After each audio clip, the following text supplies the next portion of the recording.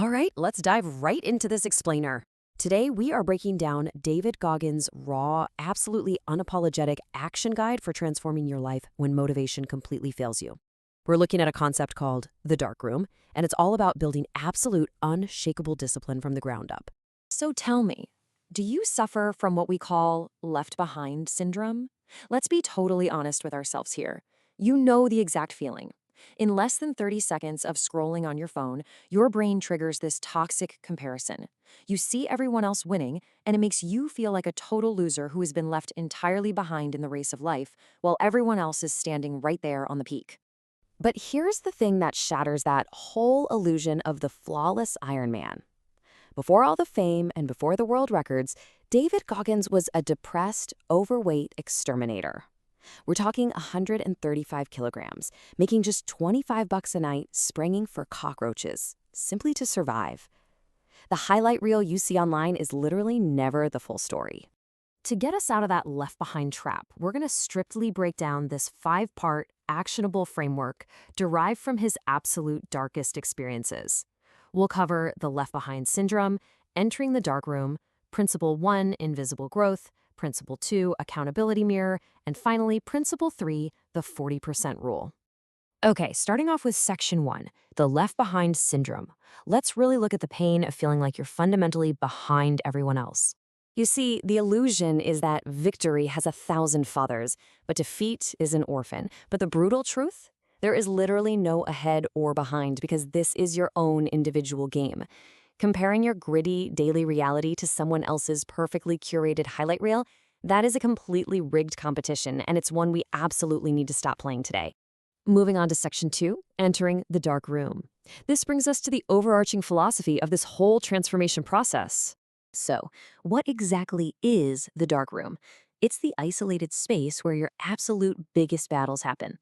In total silence, no cameras, no cheers, zero applause. Listen, waiting for motivation is a complete trap. It's garbage. It comes and goes with your mood, right?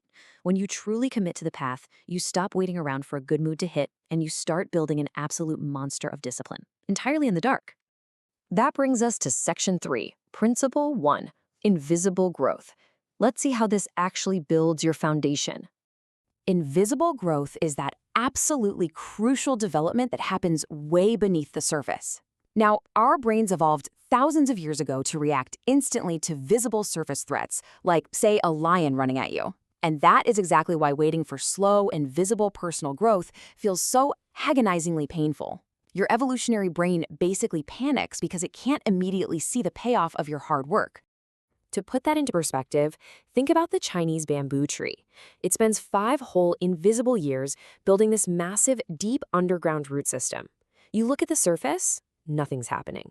But then year 5 hits, and it explodes 27 meters high in a single season. And because of those deep, invisible roots it built in the dark, it doesn't just get ripped away by the very first storm.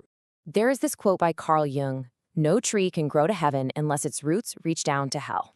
Now, this isn't just some nice poetry to make you feel better. It is a structural law of nature. It dictates that the exact height of your success is strictly dependent on the depth of the hellish, invisible work you're willing to do in the dark. All right, Section 4, Principle 2, the accountability mirror. We have reached the absolute core of our action guide today, facing the ugliest version of yourself. You know, the most toxic lie in the whole self-development space is standing in front of a mirror and telling yourself, "I am enough," when deep down, you know for a fact you're just being lazy. That kind of toxic positivity acts merely as a temporary painkiller, covering up a massive infection. It doesn't actually heal you, it just hides the rot. Instead, you've got to implement the accountability mirror. Here is your literal action plan. Step 1, ditch the toxic positivity.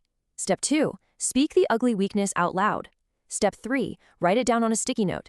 And Step 4, complete the exact task required to remove it.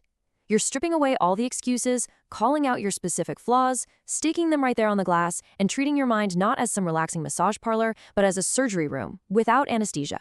Your mirror needs to become a daily, unforgiving courtroom. You cannot trick the judge in here with weak excuses like, "Oh, I'm too tired today," or "the weather is terrible." You have to replace those with brutal truths. No, you quit because you are weak. Or you are fat, lazy, and lying to yourself. And the fix? Run 5 extra kilometers tomorrow. True growth only sparks from the ruthless acceptance of your deepest weaknesses. Identify them, stick them on the mirror, and get to work. Now on to Section 5, Principle 3, the 40% rule. What actually happens when you finally start this process and your body feels completely broken? 40%. Listen to this.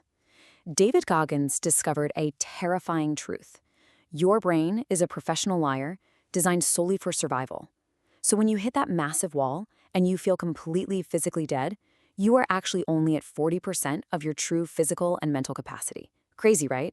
It's exactly like a speed limiter in a car engine that restricts power to prevent a blowout. Your brain artificially magnifies your sense of pain to force you to stop way before you are actually in any real danger. It's literally just a built-in protective mechanism. The real reason average people never grow is that they stop exactly at that 40% mark.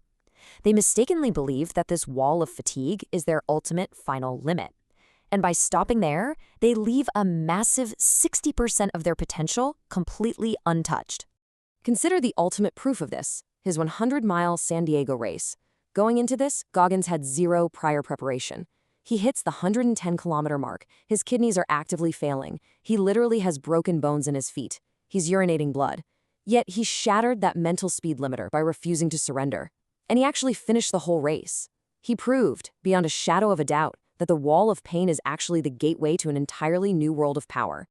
Now look, obviously, you don't need to go out and run 200 kilometers tomorrow. But you must realize that shedding your old skin and transforming into that new version of yourself begins the exact second your brain starts begging you to stop. The pain of the darkroom isn't the finish line, guys. It is the starting block. So I'm going to leave you with this one question to ponder.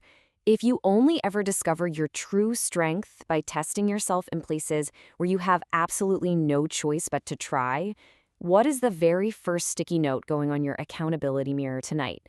Get into the dark room, find your brutal truth, and start building. Thanks for joining me on this explainer.